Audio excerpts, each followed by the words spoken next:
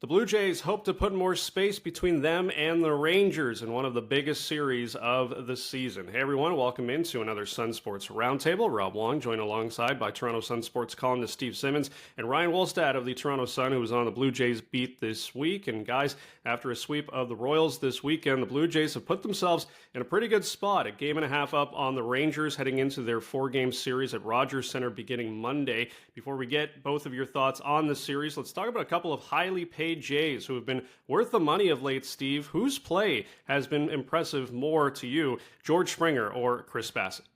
Well, I like the term you used in the question, worth the money of late. George Springer's not had a good season. So what he's been doing lately is important, and it's important for the timing, and it's important because his offense, frankly, stinks. And so if he can bring something to the offense that helps Bo Bichette, that helps Vladdy Guerrero, that gets them scoring some runs, especially early in games, then I think he can be a real important guy down the stretch. And we've seen it in playoffs before with him.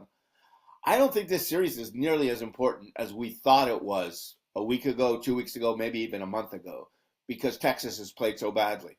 And Texas is 3-7 in their last 10. And so, yeah, I look to Springer as a guy that's really important at this point in time. But I don't think this series is the be-all, end-all that I thought it was a week ago.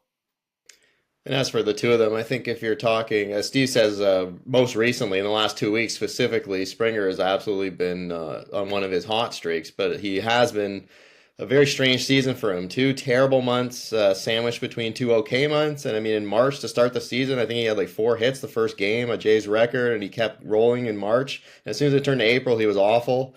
And then he's really picked it up, as he seems to do. We talked to him the other day in a scrum, and he just said he loves this time of year. And I think he's a huge catalyst for the Jays because he's the one guy that's been, performing in the World Series MVP, consistently in the postseason. And these are his moments, and he doesn't want how last year ended with him and Bichette colliding in the playoffs. So he wants to turn the page and do something different this year. But I think if you're talking overall all season, Chris Bassitt has had the much better season and been worth the money. He's been awesome, very consistent, one of the best pitchers in the American League, and a horse who's given the bullpen a lot of nights off. So that's how I'd see it with those two. But I think Springer's going to be the more important guy down the stretch for sure. And if he isn't, then the Jays are going to be in some trouble.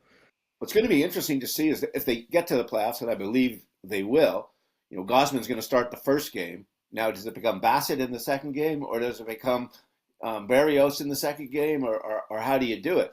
But you're talking about value. Bassitt has been value. Gausman has been value. Berrios has been value. Kikuchi has been value. They've gotten great starting pitching across the board from just about everybody this year, except for the one guy they expected it from and haven't, in Alek Manoah.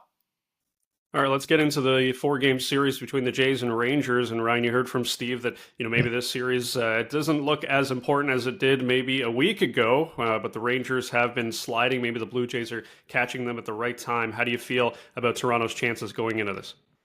I'm going to disagree a bit with Steve. I mean, if Texas sweeps or wins 3 of the 4, they're right back in the race. And I mean, I'd agree that it's less important than maybe it was when they were neck and neck, like half a game separating them, but it's still a huge thing. The Jays can basically put them away with a 3-1 or a sweep of their own, and Texas can make this really interesting with it. Obviously, if they sweep, it doesn't really change. Then it's not too interesting. Or sorry, if they split the 4, then it's not as interesting. They're kind of where they are. But I think if one team has a huge series, it's going to have a lot to say about the rest of the way. Do teams just turn things around like on a dime? Because for the last 20 or maybe 30 games, Texas Rangers have been awful. I don't know what the record is completely, but they're 3-7 in their last 10. The Jays are 8-2 in their last 10. Jays have picked up 5 games in a 10-game span, which is virtually impossible to do in baseball. This team has just dropped. They can't get people out. Their pitching is horrendous. So it's interesting. Well, it'll be interesting in the next 4 days. Horrendous pitching versus challenged offense. Which one comes through? And I think as Waz says, if they split, I think a split is good for the Jays. I mean, you don't have to win the series. You just can't let them get back in it and believe they're part of it. Because Texas is so damaged right now, you just have to keep them from being in the race.